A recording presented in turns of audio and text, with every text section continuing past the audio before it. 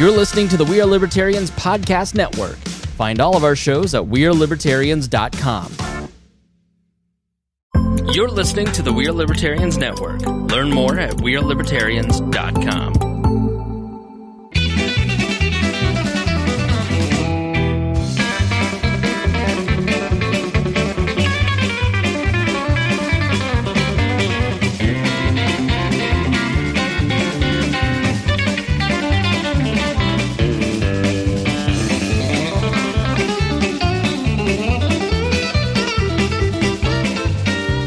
Welcome to Boss Hog of Liberty Podcast. This is episode number 377 of the Central Fair Podcast.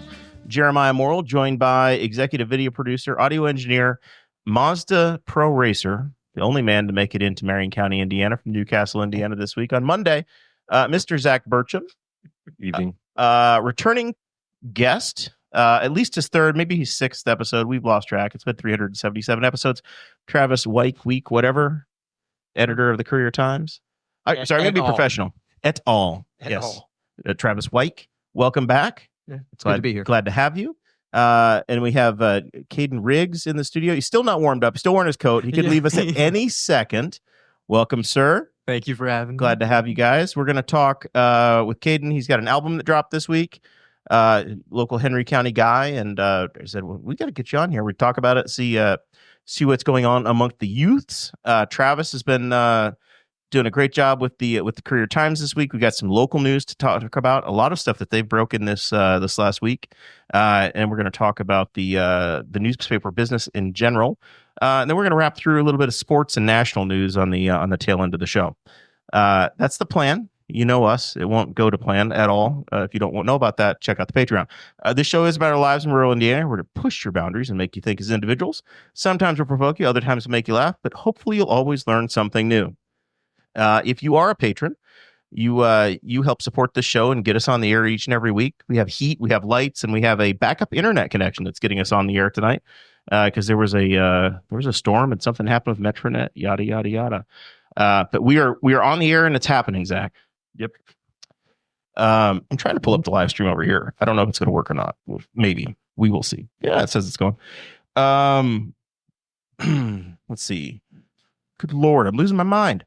I got to say thank you to the folks that donate $50 or more each and every month to the show to help us get on the air. That's John Phillips over at Andy Moore Buick GMC in Fishers. Varsity Outfitters, Blake Reese here in Newcastle with all your custom apparel. And Thomas Oakes over at Walnut Ridge RV. I got to go over and see Thomas at the Indy RV show on Saturday.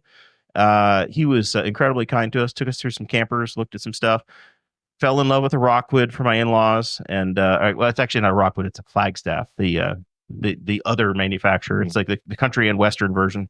They sell the Flagstaffs there. And Zach, there was a model that you and I had talked about that I was like, somebody else needs to build this. I talked to Amy, the manufacturer rep over there, and I think I might have got them to build us a camper. Oh, that one that Imagine floor plan. Yeah, you just imagine a matter of time. Like people get so hung up on a floor plan with a camper, and like if you see a floor plan and like Walnut Ridge doesn't sell it, go talk to them because one of those manufacturers they do sell probably will duplicate it because if a floor plan is good enough, it'll be spread around pretty quickly. Copy and paste. So we thank them for helping us get on the air. If you are a member, you do get the show notes dropped into the special Facebook group. We try to take good care of you in there, and then the podcast gets sent to you. The Patreon, the bonus edition, gets dropped into your email into the private RSS feed at the end of the night. With that business out of the way, let's meet Kaeden a little bit. Let's get to know RIGGz as the stage name is. Yep. So tell us about yourself and what got you into the influencer world, man. Shoot, to be honest, I don't know. I did social media for a little bit just for like fun. I would just post occasionally, and then like it was more just seeing the potential with it that I saw other people having, and I was like, okay, there's really like something here if you put a lot into it. And so I was like, let me. And I didn't really know too many people like really taking it too serious. I was like, let me really buckle down on this and try to see what I can do with it. And so that's what I've been doing for the past about 3 years or so since I graduated. And yeah, just been trying to run it up as much as I can.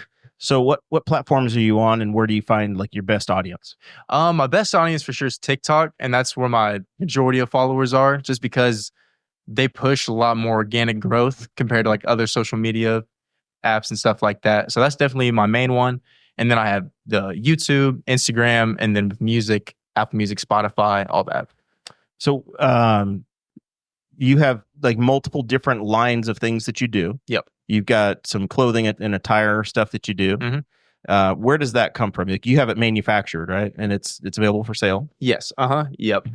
So I started doing clothing with the social media stuff because like I started originally because like, okay, how can I, use social media to make profit? Like, what's the best way I can use this to make money? How can you exist? Yeah, exactly. So that was my main thing because I'm like, okay, well, I enjoy clothes. I'm looking at other people that they've had success with their social media through doing clothing. And so I'm like, let me give that a try.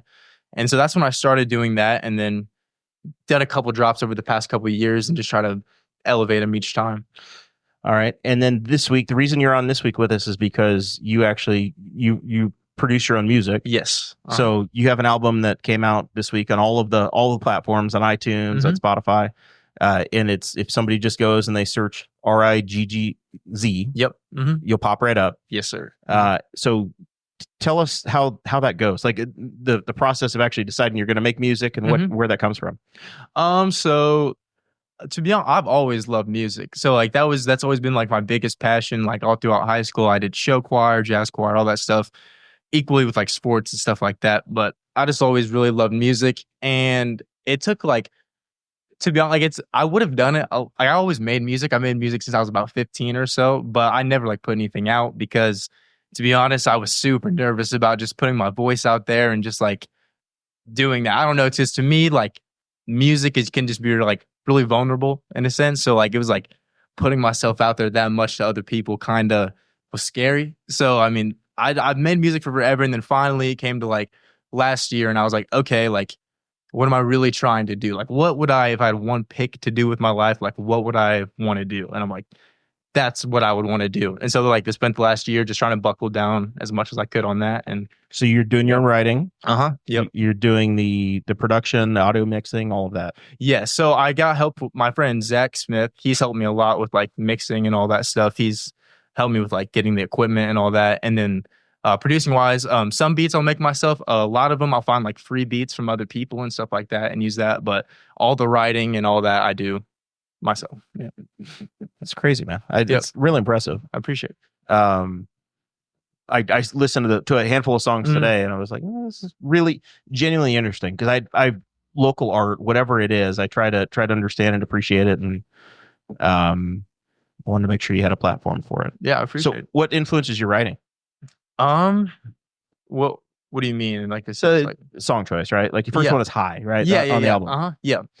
So I would say like, well, at least for the album sense, like I wanted the album to be kind of like the journey with the music, like unapologetically me, like the journey of like being, the most authentic version of myself, no matter how like I'm feeling in a sense. And that was kind of like the takeaway from the album that I wanted people to get. It's like, no matter how scared you might be to do something, like do what you really is going to make you happy. You know what I mean? And that's kind of where I start taking with like the writing, like, okay, how can I make this as true to myself as possible, but also in a way that other people are going to relate to that? And that's kind of how I go about the majority of my songs. So what do you feel like you connect with people on? I would say just, I don't know, like a deep emotional level is what I try to get at, is like talking about the stuff that like you typically probably wouldn't, to like, you want to feel comfortable enough, like just maybe saying to someone else or like out loud, but it's stuff that you kind of like keep in and it's hard for you. Like that's what I try to like, try the best way to word it, but get to my audience is that like, it's okay to feel certain ways, but just try to like make the best out of those situations. And that's what I try to do. So like with lyrics and everything, it might have like a sad song like connotation, like the words that I'm saying, but I'm not trying to portray it in a way that's going to make you sad. I'm trying to make it like, hey, this is life, but still make the best out of it. It's okay. Right. Yeah. Okay. Yep. Very good. Is there any song that connects with you, Travis, that embodies your average day? Not of his, but just in general. Well, I can't think of one right now. I didn't have one in the chamber for that, but the way you described that, Kaeden, I think it was a Tom Waits quote where he said, "I make tragic lyrics to beautiful melodies," or something like something. Yeah. Like that. So that's cool. At 20, so sitting down and deciding you're going to write, like at 20 years old, the amount of experience you have is not, on the face value, like, oh, there's nothing there. But dude, you lived through a pandemic. Like you've already gone through some stuff that's once a generation that, at 40 is the same. It's the same crazy world that we went through. I was sitting with a customer today and said, "Hey, can you believe, what 4 or 5 years ago, what the world looked like with taped up restaurants and trying to find our way through it." Yeah. Just because you're young doesn't mean that there's not life experience or reason that you can't find something that folks are going to relate to. So, Yeah, exactly. I'd say it's almost it's more. It's fresh. What you're feeling, it's happening now. It happened for us. It happened 20 years ago, right? And we have had, we've felt, we've had, more dumped on us. You develop scars in your callus. Scars. For you're able to give a perception of it or an experience of it that's brand new and fresh. Yeah. Something that we might have forgotten or taken for granted about what that feels like. It's the first time I've been 40. It's the first time you've been 20. Yeah. So what's that? What does that feel like, and what's that experience like? Just remember the Bob Dylan biopic that's out right now is about exactly the age you are. Right. Yeah. When he rolled into New York City, he was your age. So yeah, very good. All right. Well, you're going to stick with us. You're going to be a part of it. You're going to do the local news with us and Awesome. and give us your 20-year-old perspective as we go along. Well, now I don't know if you guys have had musicians on before, but are we going to get a set? Like, is he gonna perform? No, they got to. Oh, okay. They got to go to iTunes and give them the download, man. There you go. I don't want to, or the Apple Music or the. Include that in the comments. Yep. So if you are a Travis, we're streaming off my phone. Don't push it, man. We are, yeah. If you're a patron, his link tree is right there. Awesome. So if you're a patron, you got the show notes. You can click on it, and it is there as a hyperlink because we went above and beyond. If you use your 40-some-year-old eyes, Travis, and you look real close, there's an underlined thing there. I saw that. It's a clickable link on the piece of paper that's right there in front of you. How do you get it? I don't know. You got to use a newspaper, I think, to be able to get it. Nice. I like it. You want to www.linktree.com/RIGGz. HTTPS. Is it a secure site? Yeah. Nobody knows. Anyway, just go to your whichever streaming platform you use, RIGGZ. Yep. He comes right up. I checked today. I shared the link tree in the chat. There we go. It's available to the world. I wanted to talk about some local news. A couple of stories that you guys have put out. Okay. And then I think that's going to nicely feather us into a conversation here. Okay, cool. The Courier Times in 2025, the current year, has done a phenomenal job of gathering some news that I think really hadn't even hit Facebook. You were the place that some stuff came out, and the Memorial Park staff, the Memorial Park board, had what I would consider a surprise announcement where they suspended 2 staff members of the park. Yeah. You drill down, and they suspended the park superintendent, which is the top person in our county park, and then her husband, which I didn't realize her husband worked there. That was news to me. But okay, and they both got suspended in a 4-0 vote by the county park board. It was technically a 4-0-1 vote. There was an abstention. An abstention. Okay. Yeah. And they said, hey, we're going to do an investigation. The superintendent, once again, there's a house on the grounds of the park, so the superintendent and her spouse are going to be allowed to live on the grounds for the 2 weeks. That they when they live there. That's right. a part of that's a part of their compensation. Yeah, so that they will be able to stay in the residence. Yeah. A subsequent story came out because there was a lot of chatter of what the hell is going on. This doesn't make any sense. And there was some talk by the park board president, Tom Green, that maybe the state board of accounts is looking into some things that happened at the park. And I'm like, well, this is really, there's a lot of layers to the onion. I don't know what it is, but I'm like, there's There's a Paul Harvey. Paul Harvey used to be a guy that would do this radio show called The Rest of the Story in the 70s, the 80s, 90s, right until the day he died. COVID. Not true.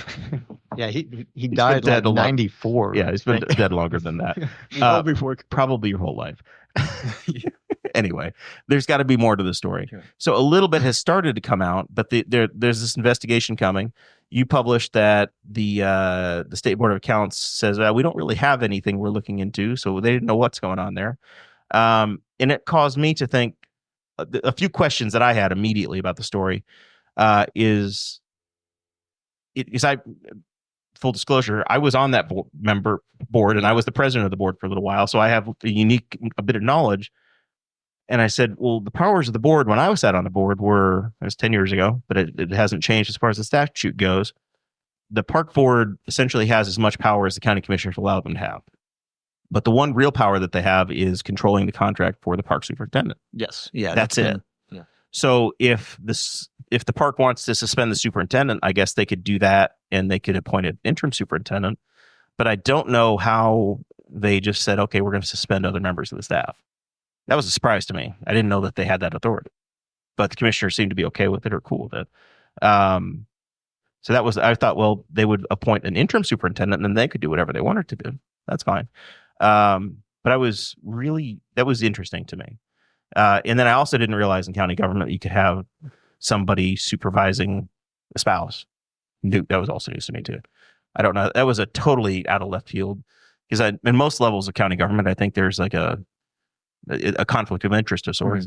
Mm-hmm. So I was surprised, and I don't know if you guys have seen that in your reporting, or if there's more coming to the story. We do have the story still being developed. It is, as we'll get into later, it's online before it printed. The first part of it printed, I think, last Saturday, and then we had this follow-up has been developing. We've got most of it, a current version online right now, and then we'll have a follow-up. We'll send it to print tomorrow. I wasn't aware that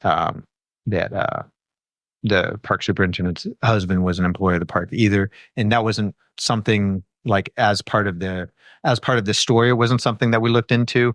I don't know of any other situations. Yeah. That wasn't really an element of it, but we went, oh, okay. Yeah, Like we got the facts about it, but we didn't. It was a surprise. Yeah, it was news to me. I didn't know it was possible, or how that, maybe it's because of that branch of government that it's okay. I don't know. But that was that's unique. Because in the story, the superintendent, Bevins, she basically was like, this is both streams of income for our household. Yeah. That's true. Yeah. Which is legitimate. So anyway, that story gained a tremendous amount of online local reach, mm-hmm. And conversation. And that kind of is the linchpin for how your last week has gone in answering here's how the Courier works. And we'll get into some other stuff here in a moment, but that's that story was the highlight, or the top of the snowball as to the exciting week you guys have had. Yeah, we stayed busy over the weekend, definitely. With social media engagement, which, as I noted, and I'm going to give a little bit of a hint away, is we don't get paid for our Facebook engagement. We don't get social media. We're not. The Courier Times is not a Facebook creator, even though we have been. We've got the invite, but we aren't. So we don't get paid for our online engagement. You have to turn it into subscriptions. We do have to generate do that. The revenue. Yeah, but we've stayed very busy for the past week or so because of a specific, one of these stories here. A couple of other local news items I wanted to cover here real quick. We have finally completed the last piece of the puzzle, Zach Burcham, for our county council. Going to try to get the story correct. Yeah. So in May, you're going to love this. Okay. This is fun. In May, we had a race for county commissioner, and we have like a financial end of the county and an executive end of the county. The financial end of the county is the county council. They set the budget, and they're elected to a 4-year term. Mm-hmm. The county commissioners are also elected to a 4-year term, and they're staggered. So there are 2 seats. One was held by Susan Hoon, who was a county council person, and County Commissioner Bobby Plummer. Her seat was up last year, and she was challenged by Councilwoman Susan Hoon. In the May primary, Councilwoman Susan Hoon defeated Bobby Plummer, so she was elected this last fall to be our county commissioner. So she resigned her seat on the county council to become the executive county commissioner. Zach has fallen asleep on you already. No. Oh no! Stay tuned, folks. Stay tuned. Yeah.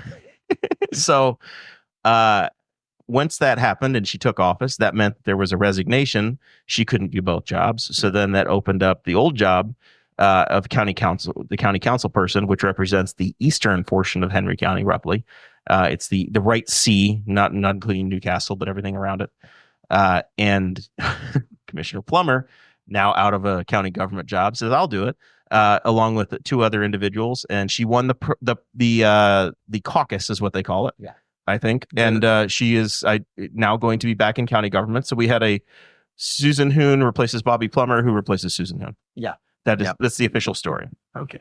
We traded seats. Which is It funny took us because 7 months to do it, 9 months to do it. yeah, because Hoon was she won the Republican primary, Yes. and then didn't have Unopposed in the fall. A Democrat or Libertarian. There were no.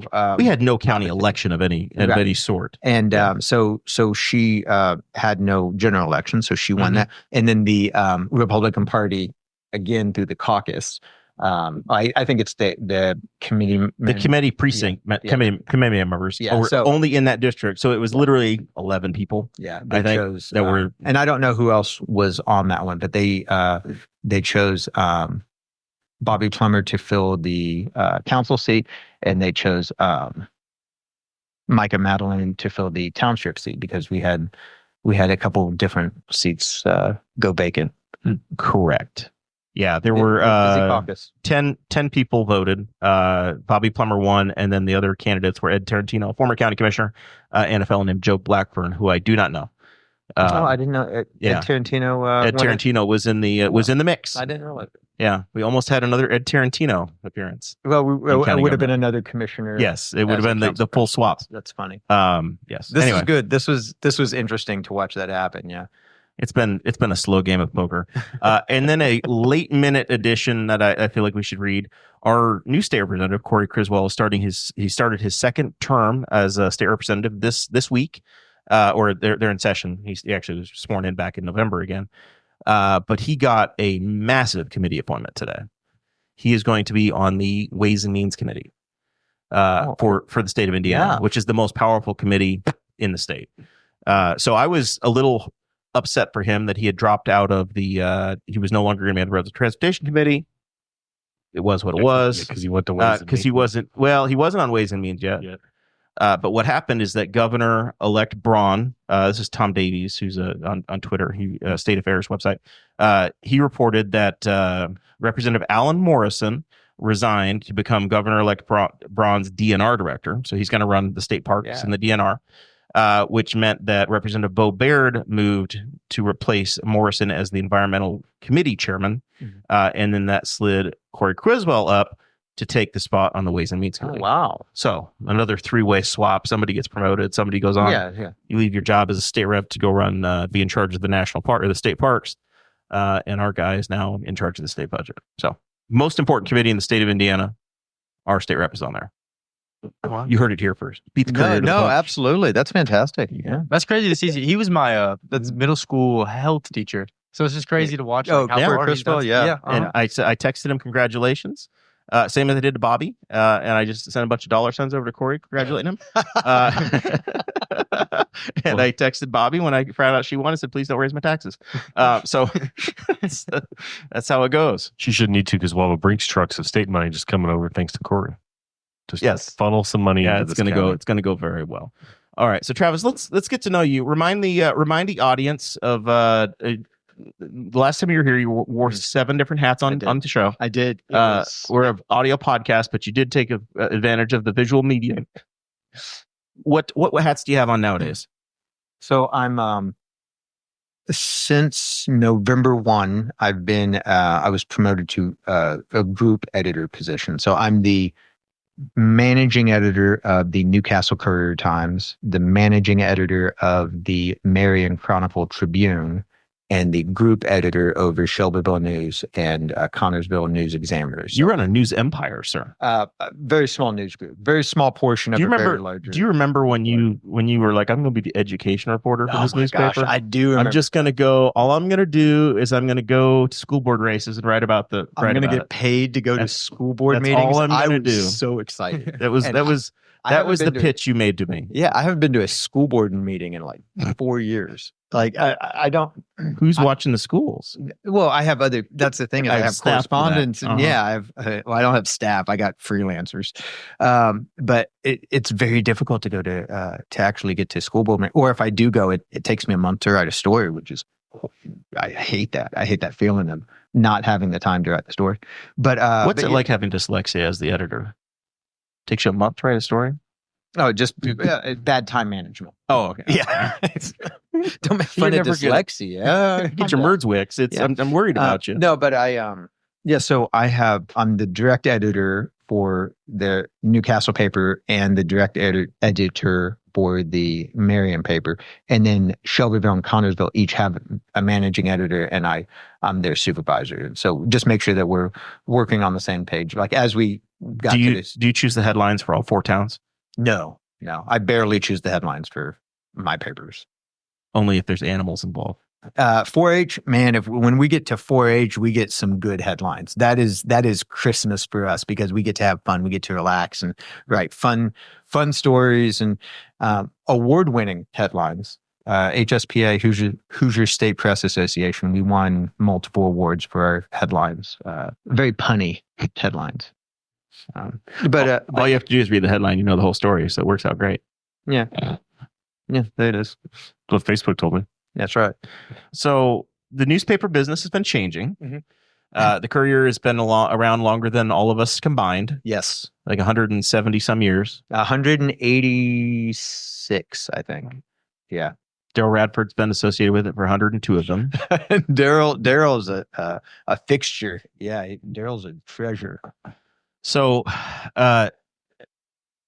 people have my entire life. People have crapped on the paper saying it's this thin. There's nothing to it. Whatever. But it's still alive and it still exists. There have been changes this year, or very recently. This year. So- this last 10 days. The paper now is published twice a week. Yes. A physical hard copy of it. I know that you did a live stream. You've been on a media blitz, explaining how the business works and how this makes you guys poised to continue for the next 100 and some odd years. What's happened? So basically, every time they hit the print button, it costs money. That's how that industry works. The business office makes money. The advertising office makes money. The writers cost money, and to print a physical paper, paper, ink, transportation, the logistics of it all costs money. And some of the changes that we've made over the years, first, they consolidated printing. We don't print in Newcastle. We stopped printing in Newcastle in 2009, and it went off site. And so we had more papers printing in one location, which saved cost. And then that's evolved some more. And delivery, we don't, we deliver through the U.S. Postal Service now as a way to save costs and provide more reliability. If your phone bill is going to show up dry in the mailbox, your newspaper is going to show up dry. And some of you have gone paperless. I understand. I heard the tisk. You went paperless, didn't you? No, I was just thinking, Yeah. well, Jimmy Carter's dead, so nobody got a newspaper today. Oh, yeah. But When a president dies, we shut the mail down That's for a right. day. It's federal. Yeah, it's Yeah. federal. Today was a national day of mourning. Is okay. So either we didn't check our mail yesterday. I got mail today. Maybe it Not was from yesterday. anybody. Might Yeah. have been from yesterday. Yeah. Maybe it's from yesterday. Yeah. Yeah. So, so those are some changes that we've made to try to bring costs down. So then, with any business, with any industry, it's a math problem. If your expenses go up, your revenue goes down, and the way to, you have to increase prices or you have to do cuts, and so. oftentimes cuts are to payroll. You know, the most expensive part of any business is also the people. It's people, yeah. And so when they made when they said, "Hey, we got news," you know, and that came down, the first thing that they said, "Okay, we're reducing the print days, but we're not reducing staff." So it was a decision between not being able to make a paper anymore, because we cut everything. You cut all the fat off, and you eventually start cutting bone. You're down. The building is gone, right? Yeah, you guys are we sold the tenants building. in the building. Yeah, they built in 1960s. They built a building. It is the Courier Times building in the middle of Newcastle. It's got a big sign in front of it. And in 2020, we sold the building, and now our renters. So we gave up that expense, and we are in an office in the Courier Times building. Thankfully, you know, we have a good relationship with them, and we've been able to. I didn't even have to move my desk. Everybody just kind of squoze the empty space out of it, and the building is phenomenal. It's being really. Yeah, it's a restaurant now. It's a coffee shop. It's a tattoo parlor. It's a marketing agency. There's tons of buildings in there. Yeah, it's getting used, which we were sad to see it go. We hated it. We hated pulling the history out of it, but it was empty. It's now how many people were working in it when you sold it? But we had 6. We had 6 people in that building. I felt like I was the only guy in the thing. You know? It's a big building. I mean, there's even like a kids play thing in there. I don't even know where that is. No, it was actually really cool. It's Pandemonium. It's a Nerf shop. It's a Nerf. It's a battle area. It's a battle area. Yeah. I think it faces Race Street. They moved it to. They moved it to its better visibility, so it's right on the patio. But yeah, I'm trying to convince my wife to like hey, let's do a date night so we can. But there's like a decent sized restaurant on the backside of it. Ink and Ale's great. Oh, it's phenomenal. You're like, you see how much is in there, like how much they squeezed out of it. We weren't able to utilize it, and so we stopped being business owners and just holding on to that relic, and still get to have our space. And then we got to actually watch this great thing happened through that opportunity. So those were changes. And then the most recent one is we were printing 5 days a week, and we went to 2 days a week, Wednesdays and Saturdays. And that was the big change. But it came like that was the cost. We didn't raise subscription prices. We didn't raise really our ad rates, and we didn't fire anybody. In fact, I was able to get some pay increases for my reporters. So we're getting newspaper digitally constantly updated. You guys are always publishing stories every day. And that's $10 a month is what I've had. Yeah, I think that's. I'm not even. I don't know what happened. I get charged $6.50. You had a coupon. Because I remember I messaged you at one point. My subscription stopped working. So yeah, and then I resubscribed, and now and I'll pay the extra $3.50, but it's $6.50. No, that's a funny story. If I can tell this story real quick about when your subscription stopped working. Yeah. If you remember when I messaged you, I said you hadn't had a subscription for over a year.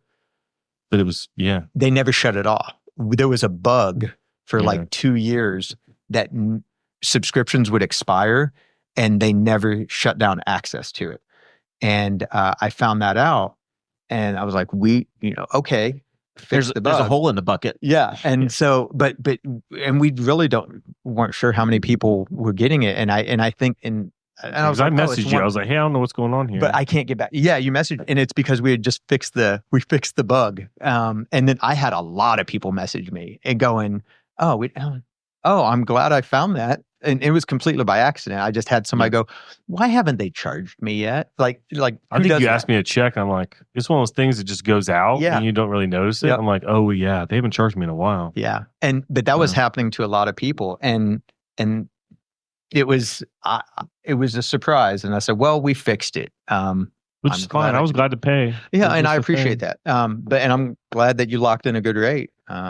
Yeah, I don't even get why it is what it is. I don't understand. So evidently you can get it for $6.50 a month. Check. Yeah, it depends upon the coupon. I want to subscribe and resubscribe to pay the extra $3.50 if it helps. I like it. Yeah, it's like it's $10 at the most. It's $10, which is like, come on, people. I have publicly stood up for the paper so damn many times with the conversation of if you want local media to exist, you need to pay for it, right? Behind you, Kaeden, is a picture of our friend Eldon Pitts, the late Eldon Pitts, in the Middletown News. Eldon was a part of every local media in the town. But the Cooper family and the Middletown News is a big part of our community. The Courier Times is a big part. I like to think that the Boss Hog Liberty podcast is a big part. 377 episodes. Yeah. We're not 178 years old or 192 years old, but since 2017, it's not nothing, right? No, that's not nothing. You made it through. You survived the pandemic. We did, survived and thrived, and we're still here. That said, there are people that say, "Well, it's public information. I should get it for free." I read that on your Facebook page over and over and over again. How do you reconcile that? Of people that say, well, it's the newspaper. Somebody can just print me a copy of it and post it in a Facebook group, and I want to see the news for free. This is still, I shouldn't have to pay for this. Yeah, it's in the paper. My favorite thing was somebody's comment was, well, the news doesn't charge us, so the news is free. And what they mean is the TV news. Right. You pay for cable. Like you paid for it, and then it's supported by ads, but you did pay for it. It's just encompassed in your entertainment package. But the public records thing is a legitimate question, and you don't have to pay for public records unless you pay for printing or those nominal fees. But it's most of what we print is public record, but we wrote it. We attended the meeting. We attended. We maybe did a follow-up question that wasn't covered in the meeting to get more information about it. Or we requested the documents and we processed it and we sit there and we looked at it and go, okay, how do you turn this into a story that makes sense to someone who didn't go through all this? And that's what people are paying for. They're paying for the work that we put into it. Yeah, you pay for the work that someone else did. I went to the meeting so you didn't have to because you were busy doing something else. Your time is valuable, so is my time. But then also I put it in a way that accurately reflected the meeting or the document or whatever. and maybe compared it to something else. Maybe I took a new law, a new ordinance of all the health insurance stuff that's been going on at the city level and started talking about that and what those impacts are. That's all public record. Go get it. You can go get it. But if you want someone else to go get it, you need to pay someone else to go get it for you. You can go to Taco Bell and get your food, or you can pay someone to bring your food to you. They don't just bring it to you and you wave at them and go, thanks for my food. Yeah. You paid them. You're in the creator world, right? I mean, so some of that's similar for you as well, right? A lot of people are doing the same thing you are, but you're trying to find a way to get noticed. You're gathering whatever the latest information is, and you're packaging in a way that people pay attention, that people want to consume it. It's the same, very much the same model. Yeah, 100%. Yeah, it's definitely like you said, what I'm saying? You're gotta what you're doing is you should be expected to pay for that because that's what you're doing. You're taking your time out of your day and going and being able to relay that to people that aren't going to be able to be there. And so I'm trying to figure out exactly where I'm trying to go with this. But it's definitely kind of like the same thing exactly. At the end of the day, you're getting information or you're putting a perspective out there for people that they might not have, and you're trying to gain as many people that need that as possible. Yeah, absolutely. Yeah. And it's content creation, which I've tried to kind of rebrand it sometimes. It is content creation of what we're doing, but also when, like you said, we have a very interesting product and you having digital content, it's the same thing. It becomes intellectual property at that point. It's really easy to copy something off the internet and distribute it and not credit or in any way help the creator of that. And that was something that I addressed. It was one of the second or third question I think I addressed tonight on the live stream is why do you keep blocking people or deleting comments because they copy paste the story? I'm like, because you stole from us. Yeah, you stole from us. Our business is yes, that's behind a paywall. I understand that's inconvenient and it's not accessible to everybody. I'm working on ways to make that better.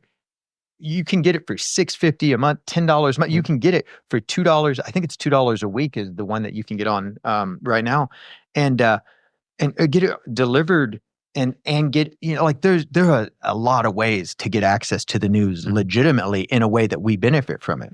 When you copy paste it or when you screenshot it, or even if you post another news site test, that's actively taking from us. Exactly. And yeah, we're going to protect ourselves because we are a business. Because you want to exist. And I want to exist tomorrow. Right. I want to be doing this tomorrow. I want to be doing this. I want the newspaper to be here another 180 years. There's no such thing as a free lunch. Yeah, somebody else will be here to do that. And then I think people really underestimate or overestimate what would happen if the paper disappeared.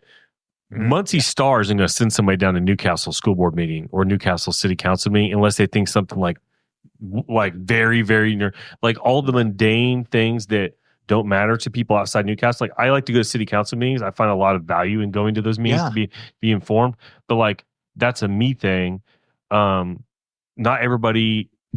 Other papers from other communities aren't going to send people to Newcastle to cover Newcastle. We don't have a paper. So the stuff you're stealing, if you keep stealing it, paper won't be around anymore, which means you just won't get that information anymore unless you go out and go to every meeting. And I can tell you, like my wife would be very angry at me if I went to all the meetings because you don't understand how many meetings there are. Oh, there's so many. There's so many meetings. They have meetings at like 10 o'clock in the morning. Go talk during the business day. Yeah. Yeah. Go talk to Joel Harvey and see how many meetings that guy goes to. Yeah. And like he's the county attorney. He gets paid the city's attorney. He does get and paid. the land bank attorney and his attorney. park And I attorney. think everything except like planning commission, I think. And that's Sean. Brown. And so, but like I don't know how that guy keeps his meeting straight.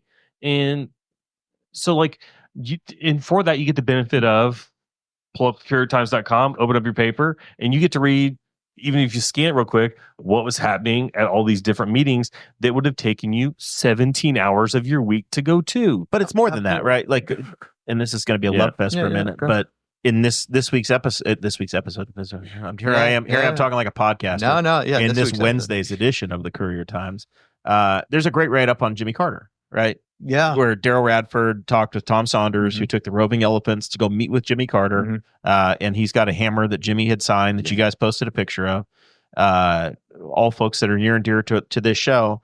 But in the week that he passed away, you had a news feature that hopefully you put in the other editions that you look over. But it's very much Henry County owned content that relates exactly to people that are here that have a personal connection with a president that's no longer with us. Right. Yeah. And that's incredibly valuable because that story, that piece can last for another 100 years. Yeah. Right. People are going to look back on that.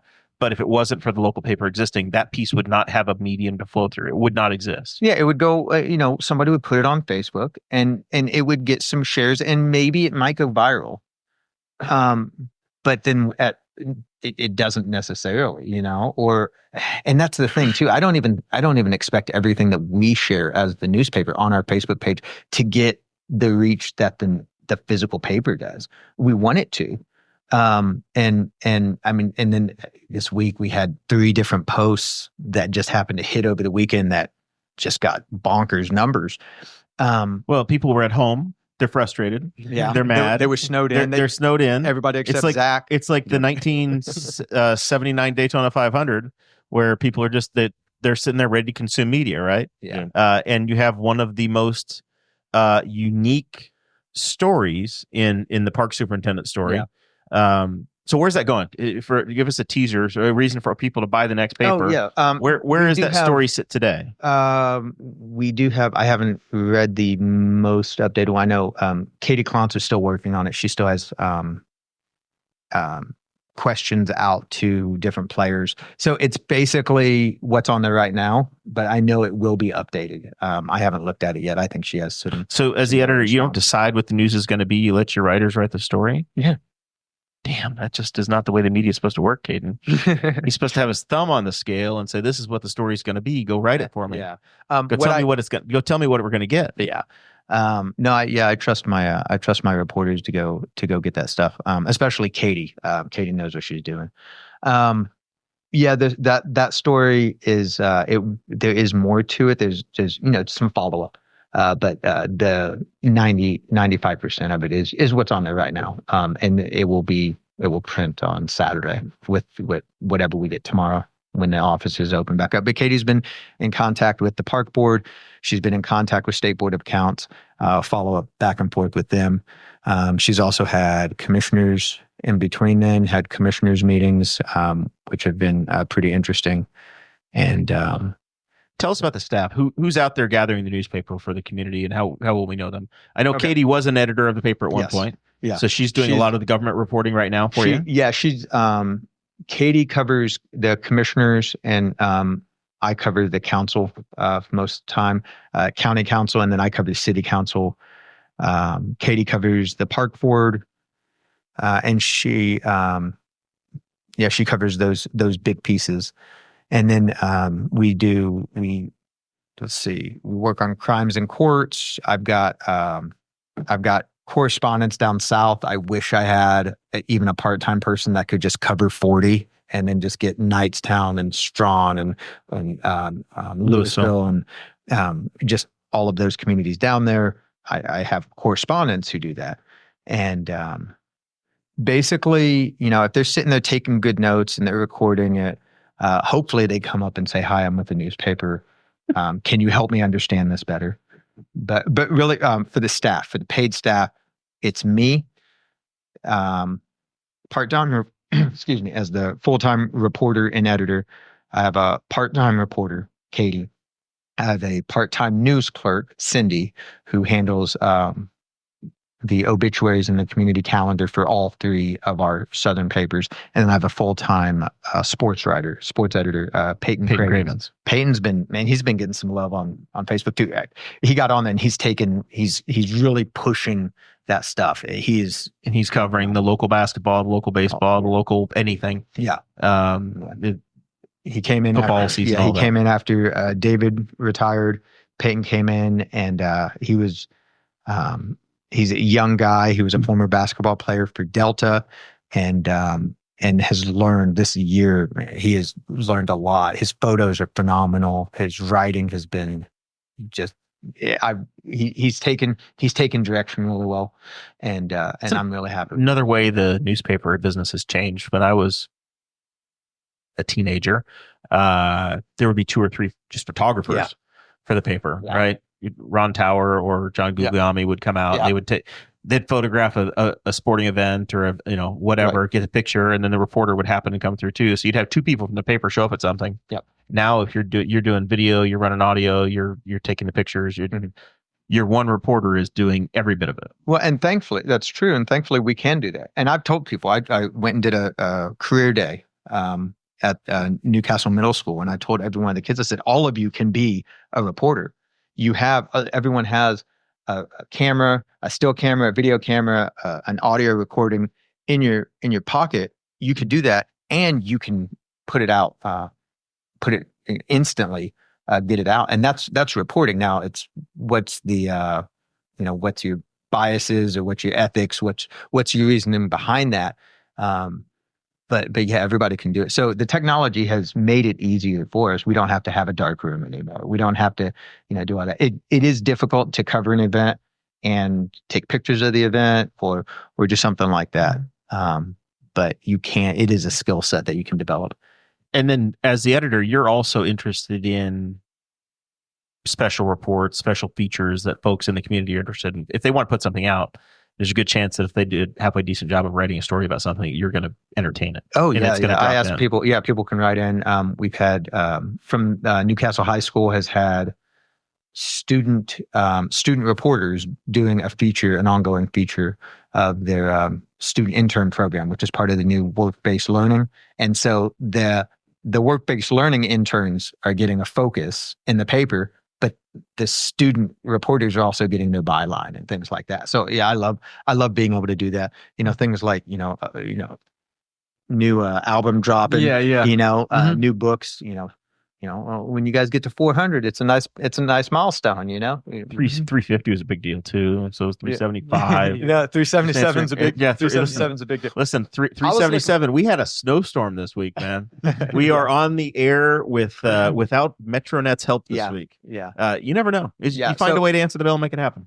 Just like you have to get a paper out. We have to get a paper out. We have patrons that help support the show each and every week, and we're going to put a show out. Yeah, and find a way.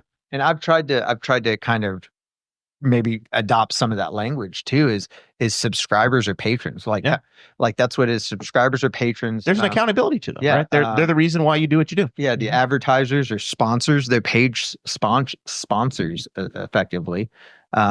Not dissimilar to when you put your name on the back of a little league team. Yeah, again, you want those local businesses to be. They're the ones that are going to answer the call for local sponsored little league team. They're the ones that answer a lot of the call for getting the newspaper, and then we reach out to those thousands and thousands of people to make sure that they get that. Let's see. I want to move on a little bit. Okay, we're good. And we can get back, and it's all conversational. But sports, I wanted to have this platform, this opportunity. I know Zach's a noted NFL fan, watching 0 games a year. Colts season's over. They have decided 8 wins and 9 losses was just good enough, Kaeden. Yep. Nobody got fired. Yep. I think they did fire. Didn't they fire the defensive coordinator? They did fire Gus Bradley, the defensive coordinator. Somebody's got to take the fall. He was the problem. Shane Steichen has won 17 games and lost 17 games. Chris Ballard is 8 years into his reign as the Colts general manager. He's had 3 head coaches, I believe. No division championships in a city that has won that division more than anybody else. Houston is catching them now, but the Colts haven't won the division in Ballard's time. Ryan Grigson was there for 5 years. They ran him out of town. He won 2. He won 2 divisions. They were giving away those tickets on Sunday. I had it took me all week. I have 4 company tickets I was responsible for. I got told by customers. I would text somebody. Within 3 minutes, it was like, no, but here's 2 more. Like, it was bad. Like, nobody wanted a damn ticket. And then as close as you got into Sunday and the storm is hitting, people were like, there's no way in hell I want to go to this game. Yeah. Finally, we got them placed, and there was some butt in our seats. But the report back I got, that was half empty. So people were just mad at the team. That's how it's been. I mean, there have been several that they're just like, boo. We went a couple years ago, like on like $5 StubHub seats or whatever. But like this one, I saw like $65 seats, lower section, like kind of in the corner. Yeah. But still like lower section. You were like there was no seats below you. Kind of. Right. You're in the lower bowl. Yeah. I had a Facebook friend that was giving his seats away there's 6 levels to the stadium, 100s through 600s. There were 100 level in the 16th row for free. Yeah, I pick them up today. I know some people with season tickets, and they're very consistent about selling them for face. They don't try to make money, but they're selling for face, so they're pricey. And they were like, "Is anybody want these tickets? Free." They didn't even try. I was just like, "Yeah." I mean, it's a really good time to not waste your time watching that team. Yeah, it's like if they get better, I could go bandwagon or whatever. But I had better things to do on Sunday than sit for 4 hours. I don't sit for 4 hours and watch TV. Not unless it's an important motorsports race. Yeah, you got a 24 hour race coming up later this month. So our syndicator, Chris Spangle, the dear leader of the Wall Network, his family has had Colts season tickets since 1984, since they arrived here from Baltimore. They are not renewing their tickets. No, they're not. They're done. Dang. Yeah, and they're not alone. And Pat McAfee's canceling his. He had a suite. McAfee had a suite in the end zone that was empty for the last game, and he said he's not coming back. So yeah, it's a dark times. The have they paid the stadium off yet? No, we have not. We have not. But honestly, if you look at it, we got a hell of a deal compared to some other communities. It is what it is, folks. Tom Telesco got fired today. You know who Tom Telesco is? No. He's the general manager of the Raiders. 2 days ago, he fired the head coach, and then they said, "Yeah, you're done too now, Tom." He was there for a year. Oh man, yeah, that's not that's a meme. That is seriously a meme of there's a African American guy. He's holding a gun. He's like, "Why did you make me do that?" or whatever. But that's like the guy shooting the guy with the guy behind him with a gun to the back of his head. Like, we're gonna let you do that because that's ugly. Yeah. But then we're gonna take care of you too. Oh, absolutely. 2 birds, 1 stone right there. So Tom was the Chargers GM for a long time, but he came from the Colts. So when Jim Irsay ran Jim Irsay had Bill Polian running the Colts, which is the golden era. Telesco was like their pro scout guy. Like he ran the scouting department. So I'm like, man, this dude's free now. Like you could have him. I know he's failed a couple of places, but he's like that lineage of like your success. He at days. least has been in a successful franchise. He was there when it was great. So now I'm like, man, I've been quietly hoping this is that like John Harbaugh or somebody is going to get fired after this week's NFL playoff games, and they'll just like, yeah, okay, we'll drop it in here. Who knows? Apparently, there's breaking news too. One of the NFL games, the LA game, just got moved because of the wildfires too. So there's stuff happening all over. Was that your segue? No, we're getting there. I'm trying to. That was such an odd segue. Oh, but yeah. By the way, the LA games. Well, it was the Chargers, right? That's what Telesco's team played there. Don't judge me. This is 377 episodes. No, I'm not. And my I just back thought that hurts. I'm doing. I thought that was great. You ever done this? Have you ever tried to do a podcast with without the co-host you're supposed to have? No, I love not being in in charge. Like this is. I was supposed to have Bones, a little peek behind the curtain today. Bones Harcourt, who's incredible, and he stepped up and he spent a big part of the show in the last few months. As Dakota has gone back to school, Bones drives a UPS truck, drives a big brown truck, and he's like, "Yeah, I should be good for this week." And then the blizzard of 2025 hit, and UPS took Monday off. They said, "Fuck it, we're not going." It's after 8:00. We can say that now. You're free to cuss. It's fine. It's a podcast. You can't write that in the paper, but you can on a podcast because we're only 7 years old. He's like, I don't know how it's going to go. I was like, okay. So we texted back and forth, and at 5:00, he's like, I can't make it. Fine. It's fine. But the show notes are written. So we're going through. We're doing it. Yeah. Doing it live. So right now, Notre Dame 0, Penn State 3. I'd have it on the TV, but there's no internet in here today. It's a miracle we're on the air at all. This is Amish night on the show. Luddites. We're podcast first. So the that bowl game's happening now. That was it the Orange Bowl? Does anybody know? Bueller? It's a citrus. Wasn't there a Pop-Tart bowl? No, these are real. There is a games. Pop-Tart bowl. I know. And it is considered, I believe, the gold standard in product engagement for a bowl game because one, the trophy has a toaster with Pop-Tart sticking out of it. And then two, and kind of dark, a little bit weird, there's a Pop-Tart mascot that runs around during the game. Yeah. And then after the game, he jumps up on a toaster. It's the Orange Bowl they today. push the thing down. And then a real Pop-Tart, a jumbo Pop-Tart pops out and the winning team eats it. Yes. It was amazing. So apparently this is a thing they do every year. But somebody talked about the Pop-Tart Bowl is the gold standard for a sponsor to get fully engaged with the game because the trophy's got Pop-Tarts and then they eat a Pop-Tart who has functionally spent the game running around as a living thing, but then they put in the toaster, transition to another, and it made a jumbo, and they rip it apart. They ate it. So it sounds hilarious. Yeah, it was. I thought that game had already happened, and then I realized it was like just in the last. It happened like a week ago or something. I was like, "What am I watching?" It's right there with the. I thought Duke's Mayo Bowl. I thought it was satire. And they're like, no, this is legit. No, and apparently they did it like last year too. Yeah. So the Orange Bowl is happening now. That's Notre Dame and Penn State in Florida, and then the Cotton Bowl is in AT&T, Texas. That is it's in Dallas. That's Texas versus Ohio State. So I'm total noob. Well, how many teams made into the playoff? 12.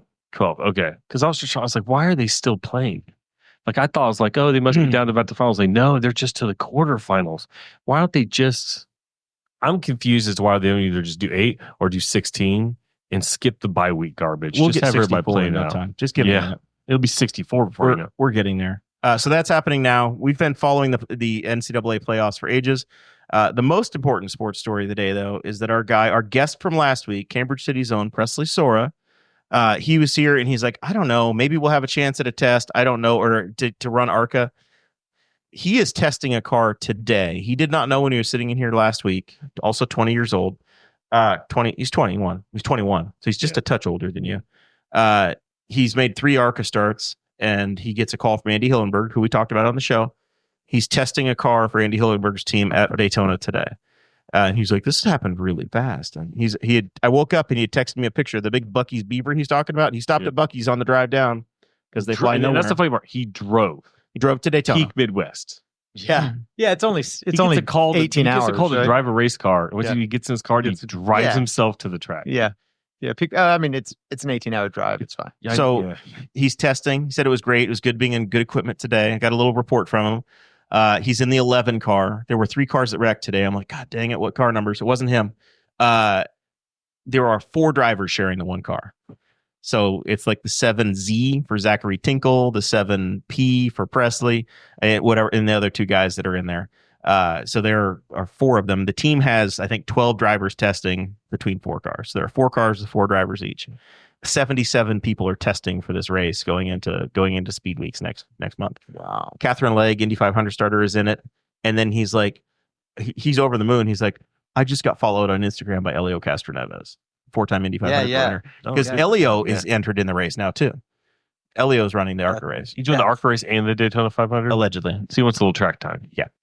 Good for him. He wants some practice time. So let's all hope that things keep working out for Presley and he shares a track at some point in the next month or so with a 4-time Indianapolis 500 winner. I'm like, dude, we Possible, man. manifested it on Boss Hog this week. Yeah. He's like, I'll be in a race car for sure somewhere. I don't know. Maybe Indy. Don't know. He just started showing up. I hope you guys listened to the show from last week, but he literally just started showing up, doing the grind, meeting people, volunteering. I think also just being a nice guy. And he's phenomenal. Yeah. And he's found his own little sponsorship from a guy in Dover, Delaware, who has a hot sauce company. And he strung together 5 actual ARCA East races, 3 ARCA races, and who knows what's going to happen this year. That's super fantastic. excited. But yeah, awesome. it literally just from the podcast last week, he's now testing a car at Daytona today. That's wild. That is wild. Yeah. So, last thing I have from my side, and we'll jump into final thoughts. California's on fire. You guys been following this?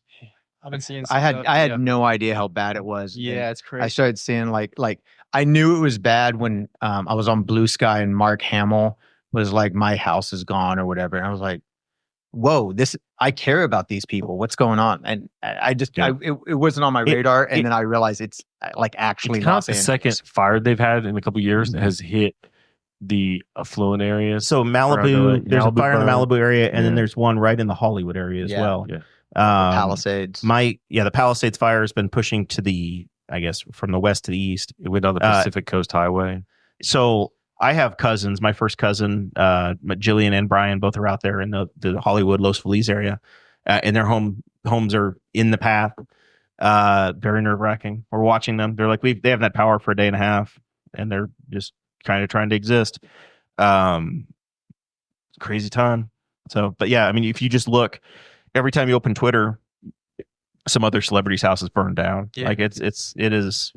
I think some Unreal. of them from the Malibu fires a couple years ago haven't gotten their houses fixed from that. When there's not enough, like there's literally not enough water to like, you've got fire hydrants in front of homes and they try to hook up to it and there's not enough water in the towers because you're fighting fires all over the city. Yeah. There's physically no way to save all these houses. So rough time out there. But the happy story I have from this is that Aaron Ewert, many time Wall alum forever, many time Boss Hog guest.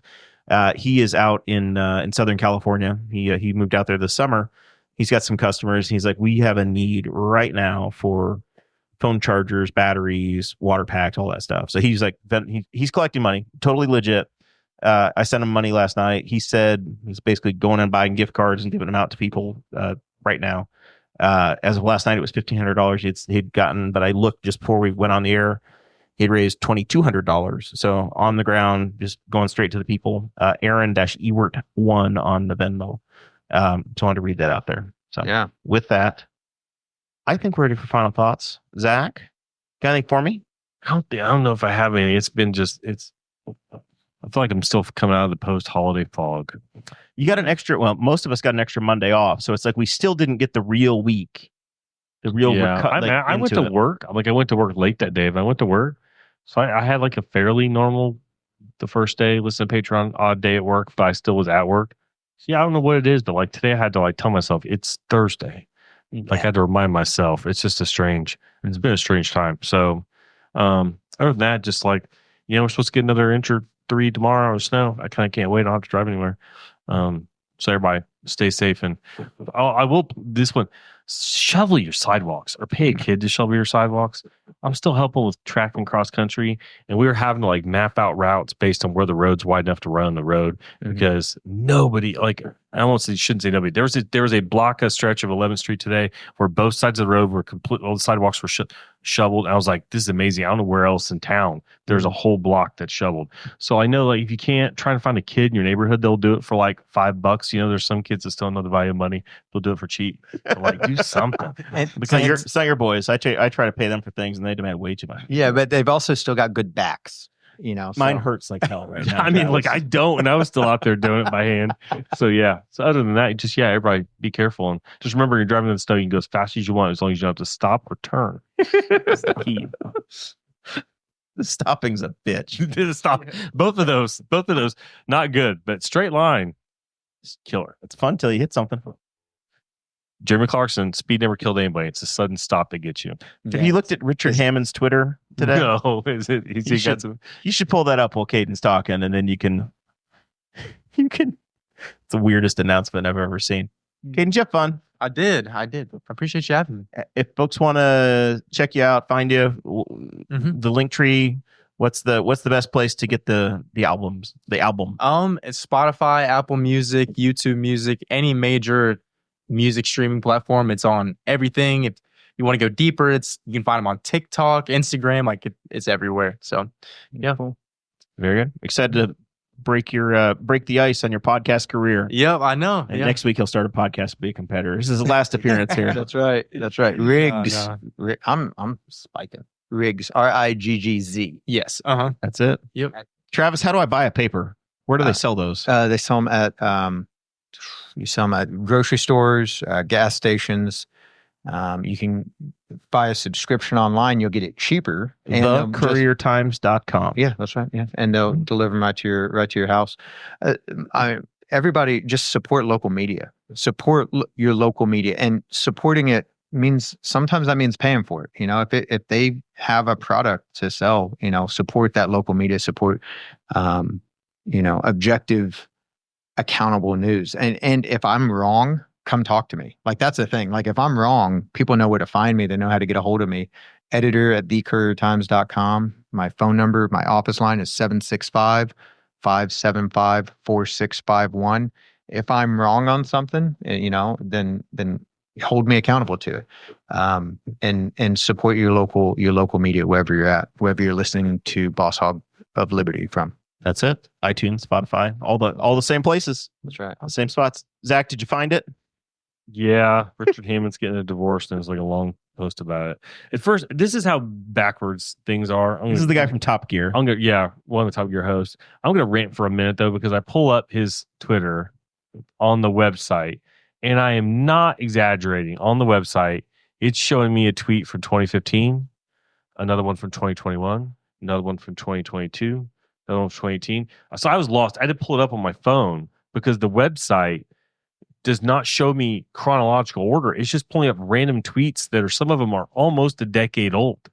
There's still Top Gear on some of these. So I had to pull up my phone. But yeah, sorry for Richard Hammond. He survived all kinds of stuff. I am on the verge of jumping in and just watching a bunch of old Top Gears. They are spectacular television. Did we ever figure out who is the driver? Who's the Stig? The Stig. The last Stig. Oh my gosh, the name just escaped me. Yeah, they've released Denny Hamlin. No, it was Boris said. No, I don't know if it was ever Boris said. The guy, Mike he was Skinner. a British touring car driver. Skinner was the redneck one when they did the Grand Tour. That was a very awkward time. Collins, Ben Collins. If you put in who is the Stig is who shows up. There were a couple different Stigs. It shows up on yours because that's how Google works. Yeah, it's biased. It's not going to show up. Mine's not going to say who Mine is says Stig. who is the worst team in the NFL. Mine's going to say who is the doctor. Who is the richest person in the world. It was originally Perry McCarthy. Originally, that was Ben Collins, who's probably the most famous Stig, and then Phil Keane.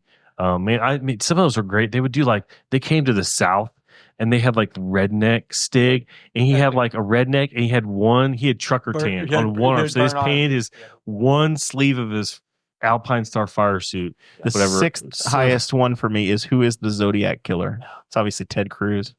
Yeah. All right. That's enough of this. Thank you guys for being a part of the show. We appreciate having you. We are just barely going to beat the midnight deadline we had set for Travis. It's 8:50. We're getting out the door. What a spec! We're going to save your marriage. You're not going to be out past too late. That's right. Now we can hit the bars and party. We will be back next Thursday. Thank y'all. Thank you.